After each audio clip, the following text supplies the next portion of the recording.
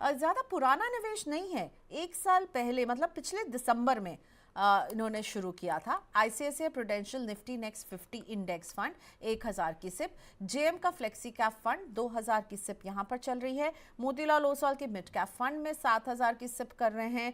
टाटा के small cap fund में भी 7000 की सिप चल रही है। और इनकी एज इन्होंने हमें 42 बताई है, और जब तक ये 60-65 साल के होंगे तब तक ये निवेश करेंगे। और क्या 1 से 2 करोड़ का कॉर्पस तैयार कर सकते हैं?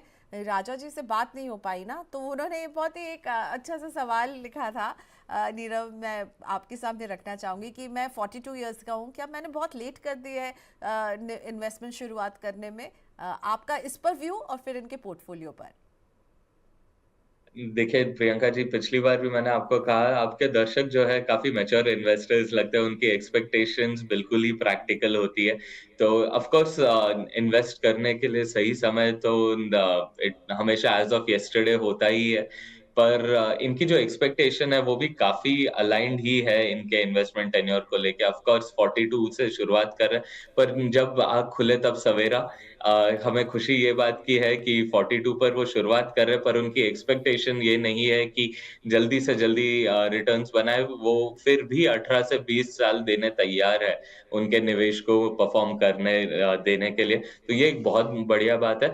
तो इन ऑफ कोर्स आप पहले अगर शुरुआत करते तो और अच्छी बात होती, पर नहीं भी किए, जो आपके गोल्स है उसको मद्देनजर रखते हुए ये काफी देरी से आप नहीं शुरुआत कर रहे, काफी मैनेजेबल है।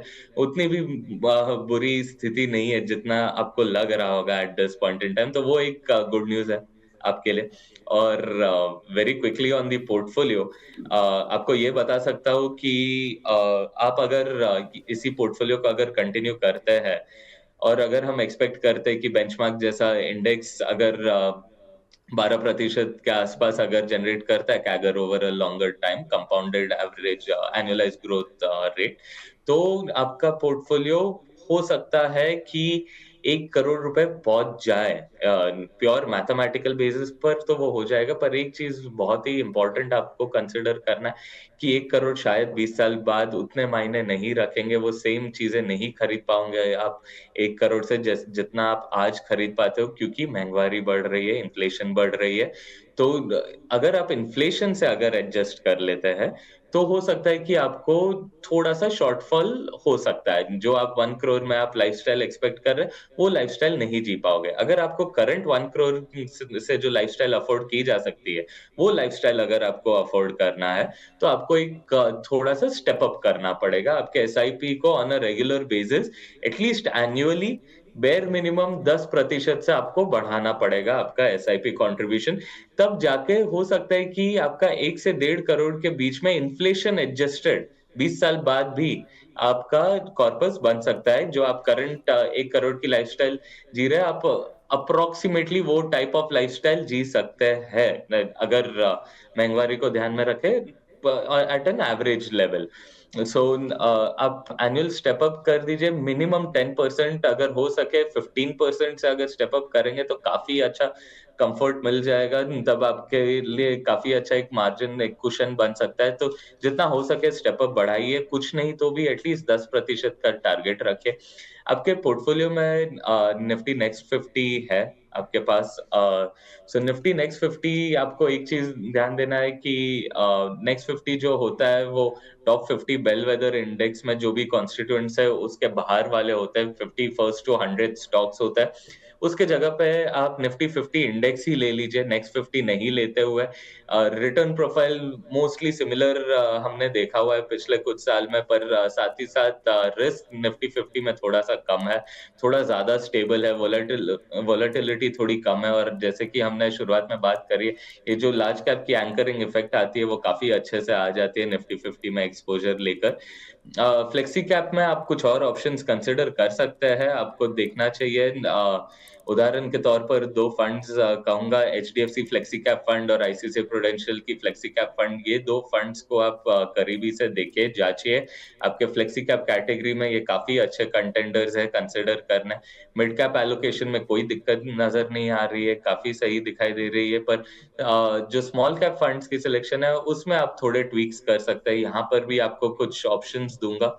आप Invesco India small cap fund देख सकते हैं, बंधन स्मॉल कैप फंड्स देख सकते हैं। ये काफी एग्रेसिव स्मॉल कैप इन्वेस्टर्स है। इसमें ओवर अ लॉन्गर टर्म हम एक्सपेक्ट करते हैं, हमारी कन्विक्शन काफी हाई है इन फंड्स में। आप भी एक बार आपके हिसाब से देख लीजिए, जांच लीजिए। तो ये कुछ छोटे चेंजेस करने से हो सकता है कि आपका पोर्टफोलियो काफी अच्छे से रीमॉडल हो जाए। पर सबसे बड़ा जो अस्त्र है आपके टारगेट को अचीव करने, वो होगा आपका स्टेप अप। तो उस पे बिल्कुल गौर फरमाइएगा। मोहित की गोल है 10 करोड़ और 30 इयर्स तक इन्वेस्टमेंट करेंगे। अभी 7,500 रुपए की सिप कर रहे हैं, जिसे इन्होंने डिवाइड किया है पराग पारी के फ्लेक्सी कैप में 2,000, मोतीलाल ओसवाल के मिड कैप में 1,500, बंधन के स्मॉल कैप में 1,500, प्लस एसबीआई का कॉन्ट्रा फंड यहाँ पे 1,500 और टाटा के स्मॉल कैप में 1,000 की सिप। तो 7,500 रुपए की सिप है। 1 जनवरी से इसको ये 7,500 को बढ़ा के 12,500 कर देंगे, यानी स्टेप अप करेंगे अपने इन्वेस्टमेंट को और हर साल 10% से स्टेप अप करेंगे। 30 इयर्स तक ये निवेश करेंगे तो क्या 10 करोड़ पर पहुंच पाएंगे? मैंने शायद 1 करोड़ बोल दिया था, पर अब मैं देख रही हूँ 10 करोड़ का टारगेट है इनका। सो 10 करोड़ का target in 30 years with 10% step up every year. Pooja, अगर ये जनवरी से ही 12,500 बढ़ा रहे हैं, तो मैं समझ रही हूँ कि एक ही महीने बाद तो 12,500 की सिप एंड 30 साल में एंड 12% का रिटर्न एग्जाम्पशन हम पकड़े और इनको 10% का एनुअल स्टेप अप चाहिए, राइट?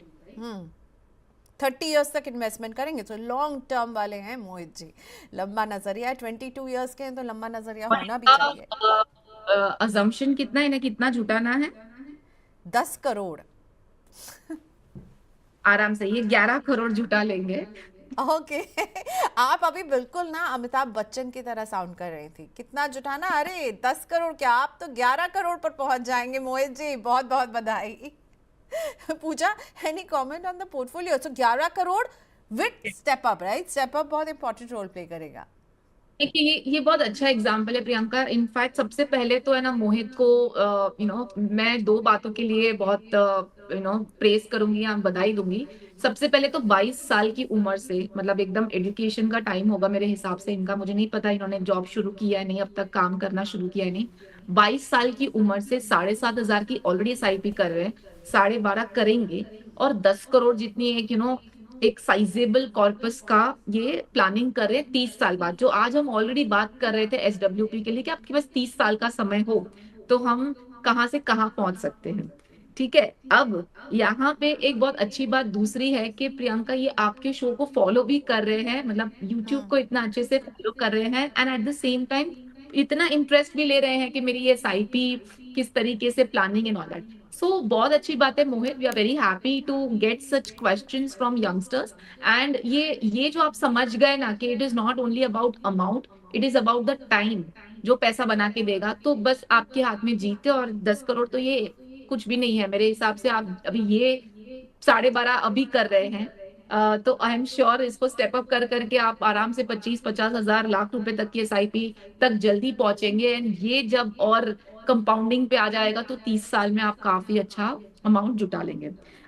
फटाफट फंड्स बता दूं प्रियंका। पराग पर एक फ्लेक्सी डेफिनेटली मतलब कंटिन्यू कर सकते हैं, उसमें मुझे फिलहाल एग्जिस्टिंग एसआईपी में कोई ये नहीं लगता है कि मैं उसको चेंज करूं। मोतीलाल मिड, बंधन small, obviously mid small flexi तीनों ठीक है। SBI Contra is also good. Tata small, अभी आप एक और स्मॉल क्यों ले रहे हैं? मतलब ऑलरेडी एक स्मॉल है, आप कैटेगरीज में बहुत ज्यादा रेप्लिका ना करें। सो मेरे हिसाब से टाटा स्मॉल अगर नहीं शुरू की है तो आप उसको डिसकंटिन्यू कर सकते हैं। एंड आपके पोर्टफोलियो में अगर आपको एड ऑन करना ही है तो आप मल्टी कैप भी कर सकते हैं। ऑल्सो आप यंग हैं, आप थोड़ा बहुत थीमेटिक भी एक्सपोजर ले सकते हैं। आईसीआईसीआई का एक थीमेटिक एडवांटेज फंड है जिसमें काफी सारे थीम्स के हिसाब से वो पोर्टफोलियो बनाया गया है। और अगर किसी एक ही थीम के ऊपर भी अगर इन्वेस्टमेंट रखना है तो कंजम्पशन है, ये भी एक बहुत अच्छा सेक्टर है जिसमें अगर आपको, क्योंकि यंग इन्वेस्टर है, लॉन्ग टर्म होराइजन है एंड आप 5-5 साल में उसको रिव्यू कर करके जो एसआईपी को अकॉर्डिंगली चर्न करके हम पोर्टफोलियो को और आगे बढ़ा सकते हैं। तो मेरे हिसाब से आप एक सेक्टोरल भी ऐड कर सकते हैं। I would suggest ICICI thematic advantage आप ऐड कर सकते हैं इसमें instead of Tata small cap.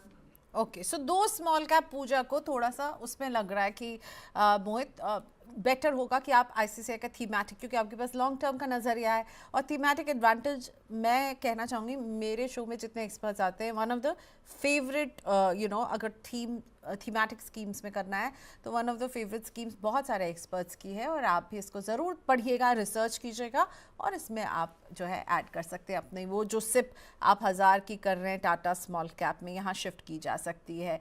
Mohit, best of luck, बहुत खुशी होती है आपके जैसे इन्वेस्टर्स जब जुड़ते हैं। आप तो 10 करोड़ की बात कर रहे हैं, पूजा मैम कह रही हैं 11 करोड़, तो बेस्ट ऑफ लक कि आप इन्वेस्टमेंट कर रहे हैं। हरमोहन का पोर्टफोलियो 7,000 रुपये की सिप चल रही है। HDFC के मिड कैप में 1,000 है, निपॉन के स्मॉल कैप में 6,000 है। 10% से स्टेप अप करेंगे तो बहुत ही अच्छे से हरमोहन ने सिर्फ 2 स्कीम्स पिक की हैं, ठीक है, ये नहीं कि स्कीम्स की भीड़ लगा दी है। 40 साल जो है वो निवेश करने का इरादा रखते हैं, 10% से स्टेप अप करेंगे। पूछ रहे हैं कि क्या मैं लॉन्ग टर्म में एक 15 करोड़ का टारगेट जो है अचीव कर सकता हूं अगर ये 40 इयर्स तक निवेश करने वाले हैं तो, प्लस HDFC मिड कैप और निपॉन स्मॉल कैप, क्या ये सही कॉम्बिनेशन लग रहा है? जी देखिए, एक तो पहला बहुत ही अच्छा चीज़ है कि there are a few good things about this portfolio. वैसे देखने देखने जाए तो केवल 2 फंड्स का ही पोर्टफोलियो, पर ये एक बहुत ही सही अप्रोच है जो आपने लिया है, जो मिनिमम नंबर ऑफ फंड्स आप मेंटेन कर रहे हो, वो काफ़ी अच्छी बात है। साथ ही साथ एज आपके साइड पर है, इन्वेस्टमेंट होराइज़न आपके साइड पर है, 40 वर्ष मतलब बहुत अच्छा आपका इन्वेस्टमेंट होराइज़न है। इसमें हो सकता है आप काफ़ी बेहतरीन रूप से आपकी पोर्टफोलियो बना पाओगे, क्योंकि आप ये मानकर चल रहे हैं कि आप 10% की स्टेप अप करोगे। अगर आपके इंटेंशन लेवल पर 10% का स्टेप अप है, हमें यकीन है कि आने वाले कुछ वर्षों में आपकी इनकम काफ़ी अच्छे तरीके से बढ़ जाएगी, और ये स्टेप अप जो है और भी अच्छे तरीके से आप एग्रेसिवली कर लोगे, क्योंकि आपकी जो इंटेंशन है और थॉट प्रोसेस है वो इससे सपोर्ट कर रही है। तो ये काफ़ी अच्छी चीज़ है। एक चीज़ आपको ध्यान रखना है, और एक अच्छी चीज़, क्योंकि 40 वर्ष का आपका इन्वेस्टमेंट होराइज़न है, आपने मिड और स्मॉल कैप को ही रखा है पोर्टफोलियो में, उसमें कोई दिक्कत नहीं है, बहुत ही एग्रेसिव पोर्टफोलियो होना ही चाहिए। हम हमेशा कहते हैं कि among the various risk management tools, time is one of the most effective tools. तो टाइम आपके हाथ में रिस्क मैनेजमेंट के लिए, तो mid and small cap exposure में कोई दिक्कत हमें दिखाई नहीं दे रही है, 40 साल की आपकी होराइज़न है। पर एक छोटा-सा आपको कहना चाहूँगा कि HDFC mid cap and Nippon small cap, HDFC mid cap में एक बात अच्छी है कि आपका जो अमाउंट है वो काफ़ी लो है at an overall portfolio level भी देखा जाए तो तकरीबन 12 से 13% ऑफ योर पोर्टफोलियो आप इन्वेस्ट कर रहे हैं, तो कोई दिक्कत ऐसे दिखाई नहीं दे रही है। आपको ये करना चाहिए, जो स्मॉल कैप है वो ज़रा-सा और स्प्लिट कर देना चाहिए। एचडीएफसी मिड कैप का जो फंड साइज़ है वो काफ़ी बड़ा हो गया है। मिड कैप स्पेस में इन्वेस्टिंग में थोड़े छोटे साइज़ वाले फंड्स अगर रखते हो तो फंड मैनेजर को जो निम्बलनेस मिलती है उससे एडेड एडवांटेज ही होता है। तो आप एक और मिड कैप फंड ऐड कर सकते हैं यहाँ पर। एक और चीज़ आपको ध्यान में रखना है कि मिड एंड स्मॉल कैप में फंड मैनेजर स्टाइल बहुत ज़्यादा मायने रखता है, बिकॉज़ यहाँ पर बॉटम अप स्टॉक पिकिंग और एक्टिव शेयर बहुत ही की रोल प्ले करते हैं रिटर्न्स डिटरमाइन करने में, जो कि लार्ज कैप में उतना एविडेंट नहीं होता। सो आपको यहाँ पर एक स्टाइल डिफरेंशिएशन करना थोड़ा ज़रूरी है, ताकि आप अलग फंड मैनेजर्स के अलग स्टाइल्स में पार्टिसिपेट कर सकें। आपको ये देखना है कि ओवरलैप नहीं है और पार्टिसिपेशन इफेक्टिव है, तो सही है। तो निप्पॉन स्मॉल कैप में से आप और 1,000 मिड कैप की तरफ शिफ्ट कर सकते हैं, और 1 से 2,000 आप फंड ऐड कर सकते हैं। मिड कैप सेगमेंट में काफ़ी अच्छे फंड है, इन्वेस्को की मिड कैप फंड है, एडलवाइस की मिड कैप फंड है जो काफ़ी अच्छी दिखाई दे रही है। ये समय में कन्विक्शन काफ़ी ज़्यादा है। सो इनमें से कोई भी एक चुन के आप 2 मिड कैप फंड अगर रख लेते तो काफ़ी अच्छा हो जाएगा। और सिमिलरली निप्पॉन स्मॉल कैप भी काफ़ी बड़ा फंड हो चुका है, कोई दिक्कत है नहीं फंड में। एसआईपी आप कर रहे हैं बहुत अच्छी है, लेकिन और थोड़ा आपको इसे स्प्लिट करने की ज़रूरत है। वो फंड मैनेजर की स्टाइल डाइवर्सिटी पर कैपिटलाइज़ करना है, और एक फंड एटलीस्ट आप स्मॉल कैप सेगमेंट में देख सकते हैं। मोतीलाल ओसवाल की स्मॉल कैप फंड अच्छी दिखाई दे रही है। बंधन स्मॉल कैप काफ़ी अच्छा फंड है। एडलवाइस स्मॉल कैप, ये तीनों काफ़ी अच्छे फंड्स हैं। इसमें से कोई भी एक देखकर, परख कर, जाँच कर आप उसमें स्प्लिट कर सकते हैं स्मॉल कैप। सो टोटल हो सकता है आपके पास 4 फंड हो और 4 fund, 2 mid cap 2 small cap. हो सकता है आपका जो 7,000 है वो स्प्लिट हो एज 3,000 एंड 4,000, 3,000 मिड कैप के 2 फंड में और 4,000 स्मॉल कैप के 2 फंड में। जब आप ऐसा करेंगे पोर्टफोलियो तब भी एग्रेसिव रहेगा, लेकिन आप पर एक सिंगल फंड का रिस्क भी नहीं रहेगा, इफेक्टिव डाइवर्सिफिकेशन भी होगा और बॉटम अप स्टाइल में जो डिस्टिंक्शन है उसको आप सही रूप से कैपिटलाइज कर पाओगे। कोई लोन नहीं है और शादी की कोई हड़बड़ी नहीं है, ना घर खरीदना है ना कार खरीदना है, सिर्फ अभी कर रहे हैं 3,000 की 10% स्टेप अप करेंगे, 25 साल तक करेंगे और 3,000 से मेरा मतलब है हर स्कीम में 3,000। पराग पारेख फ्लेक्सी कैप, HDFC का मिड कैप, बंधन का small cap, SBI MOD plus, ये मुझे समझ में नहीं आया, प्रॉबेबली ये मल्टी ऑप्शन डिपॉजिट स्कीम है, मुझे नहीं लगता ये म्यूचुअल फंड शायद नहीं है। मैं भी इसको पढ़ रही थी। और ईडलाइज इक्विटी सेविंग्स फंड में इन्होंने इमरजेंसी का पैसा रखा हुआ है, हेल्थ और टर्म इंश्योरेंस के प्रीमियम्स के लिए। बताइए कैसा पोर्टफोलियो, क्या बात है शताक्षी। मुझे सबसे अच्छी बात ये लगी, कोई लोन नहीं है, कोई EMI नहीं है, कोई शादी की हड़बड़ी नहीं है, कोई कार नहीं खरीदना, कोई घर नहीं खरीदना, केवल फ्यूचर के लिए इन्वेस्टमेंट करना है। ओवर टू यू पूजा। मुझे तो मतलब बैक टू बैक, मोहित एक यंग इन्वेस्टर, शताक्षी एक यंग इन्वेस्टर जो just 24 year old. Exactly Priyanka, मैं खुद बधाई देने वाली थी कि हमारे पास एक और यंग इन्वेस्टर है एंड मुझे इनका नाम बहुत अच्छा लगा, शताक्षी। मतलब काफी यूनिक नाम है। सो कंग्रेचुलेशंस शताक्षी। एंड आप व्यूअर है मनी नाइन के and at the same time काफी मतलब मुझे आपका वो टू द पॉइंट जो आपने भेजा है ना, वो मजा आ गया। मतलब कि मुझे ये नहीं ये नहीं ये नहीं ये मुझे चाहिए। सबसे पहले आपको कैलकुलेशन बता देते हैं। 3,000 की SIP और आपने केवल 3 ही SIP ले रखी है, 10% स्टेप अप। मैं उसकी भी बधाई देती हूँ कि आप स्टेप अप समझती हैं और आपने ऑलरेडी उसको अपने प्लानिंग में एड अप किया है। एंड 25 साल का समय है आपके पास, तो आराम से हम 1.25 करोड़ से 1.5 करोड़ के आसपास की राशि जुटा लेंगे, which is a very good amount with just 3,000 rupees. I am sure 25 साल में 10% के साथ साथ आप SIP का भी अमाउंट ग्रो होते जाएगा जैसे ही आपका इनफ्लो भी बढ़ेगा।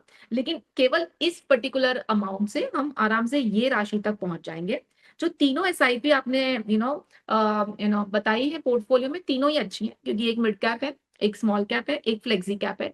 नो ब्रेनर है पोर्टफोलियो में फिलहाल। जो दूसरा है प्रियंका, वो जो SBI का है ना, वो मल्टी ऑप्शन MOD डिपॉजिट, वो बेसिकली उनकी बैंक होगी और उसकी बैंक में ये एक स्वीप इन या ऑटो स्वीप इन का जो ऑप्शन ओके। होता है, जो RD वगैरह का, वो एक नाम दिया गया है।